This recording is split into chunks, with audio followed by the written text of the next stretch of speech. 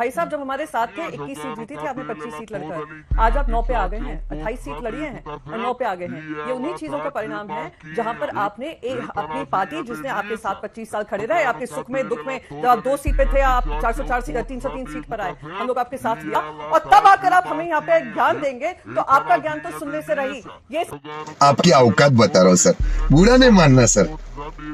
और ज्ञान नहीं सुनना तो समझिए 9 सीटें आपकी, 7 सीटें हमारी शिवसेना की। कौन सा बड़ा? और मैंने सिर्फ इतना कहा कांग्रेस सबसे बड़ी पार्टी हो गई। तब कांग्रेस चौथे नंबर की पार्टी थी, आप नंबर 2 की पार्टी तभी थे, नंबर 1 हम थे, नंबर 2 आप थे, आज चौथे नंबर पार्टी बड़ी हो गई।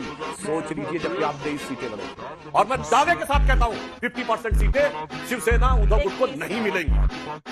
आइए देखते हैं, मजा आएगा। चलो चलो चलो प्रियंका जी, ये बात तो सच है ना। देखिए महाराष्ट्र में 2019 की स्थिति शिवसेना उद्धव गुट के लिए क्या थी? नहीं मुझे आप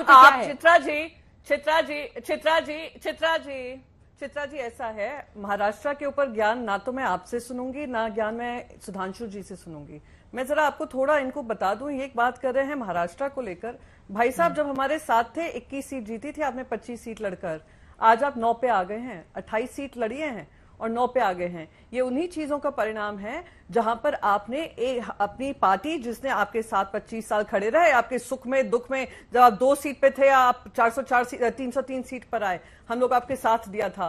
पर आपने जिस तरीके का काम किया है, पार्टी को तोड़ने का, पार्टी पक्ष को तोड़ करने का, हमारा अस्तित्व खत्म करने की कोशिश करने का, हमारी पार्टी का सिंबल और नाम लेने का, और तब आकर आप हमें यहाँ पे ज्ञान देंगे तो आपका ज्ञान तो सुनने से रही। ये सबको मात देकर, नरेंद्र मोदी जी के झूठे वादे दिखाकर, झूठे इरादे जनता के सामने महाराष्ट्र में लाकर, आज महाराष्ट्र की जनता ने हमें आशीर्वाद दिया है, वो प्रेम दिया है। आज भी हम सेकंड लार्जेस्ट पार्टी हैं लोकसभा चुनाव में, तो आपसे तो ज्ञान हम कतई नहीं लेंगे। झुक के रहना पड़ेगा मेरे आगे। बोले सुधांशु जी। मैंने तो अनेक राज्यों का अगर ये उदाहरण दिया, महाराष्ट्र तो के मैंने ऊपर सिर्फ ये बोलेंगे तो बोला उनके बारे सेकंड में 10 लार्जेस्ट चीज तो मैं आप बोलूंगी।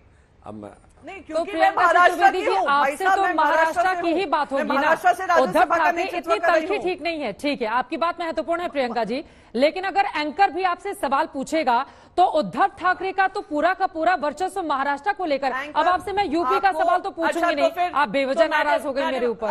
नहीं एक मिनट आपने नहीं मैं आपसे नाराज नहीं हो रही। मैंने क्योंकि हमने आपसे पहले चुनाव के समय पे आप सबकी कवरेज देखी है, देखा है कि उनका अस्तित्व रहेगा या नहीं रहेगा, उस पर कितनी चर्चाएं हुई हैं।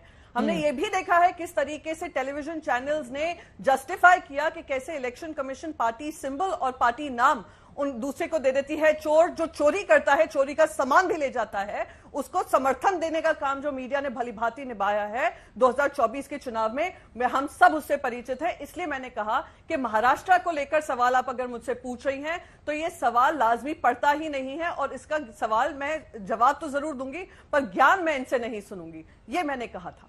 चलिए ठीक है सुधांशु जी, हाँ ठीक है सुधांशु जी, अब आपके पास आते हुए देखिए महाराष्ट्र को लेकर अगर आप सवाल पूछेंगे तो पलट कर ये पूछा ही जाएगा, क्योंकि पिछली बार बीजेपी का जो प्रदर्शन था, इस बार तो आप लोगों के लिए वहां पर बुरी स्थिति बन गई ना। बताता हूं, हमारे और इनके गठबंधन में 0.3% का अंतर है। और ज्ञान नहीं सुनना तो समझिए 9 सीटें आपकी, 7 सीटें हमारी शिवसेना की। कौन सा बड़ा? और मैंने सिर्फ इतना कहा कांग्रेस सबसे बड़ी पार्टी हो गई। तब कांग्रेस चौथे नंबर की पार्टी थी, आप नंबर 2 की पार्टी तभी थे, नंबर 1 हम थे, नंबर 2 आप थे, आज चौथे नंबर पार्टी बड़ी हो गई। सोच लीजिए जबकि आप 23 सीटें लड़े थे। और मैं दावे के साथ कहता हूं 50% सीटें शिवसेना उद्धव गुट को नहीं मिलेंगी। अब कांग्रेस नहीं देने वाली है, इसलिए मैं ज्ञान की बात नहीं कर रहा हूं। गंभीरता से समझिए ये चुनौती। इसीलिए मैंने तेलंगाना बताया, कर्नाटक बताया, तमिलनाडु बताया, केरल बताया, उत्तर प्रदेश बताया। आप गौर से समझिए, और आप नहीं समझना चाहते हैं तो कोई बात नहीं, मुगालते में रहिए। और जहां तक है चोरी करने की बात, तो श्रद्धेय बाला साहब ठाकरे जी की विरासत के साथ जो आप लोगों ने किया है, आज आप जिन लोगों के साथ जाके खड़े हुए हैं, अरे मुंबई के जिन इलाकों में बाला साहब ठाकरे जी के नाम से दहशत फैल जाया करती थी, उन इलाकों में जाके वोट मांगे गए हैं। और वोटिंग का पैटर्न देख लीजिए तो समझ में आ जाएगा कि कौन आदरणीय बाला साहब ठाकरे जी की असली विरासत के साथ खड़ा है और कौन अब उधार की विरासत के साथ जाके चला गया है, जिसने अपनी विरासत आउटसोर्स कर दी है उस पार्टी को जिसके विरुद्ध लड़ने का संकल्प लेकर वो खड़ा। अच्छा है मैं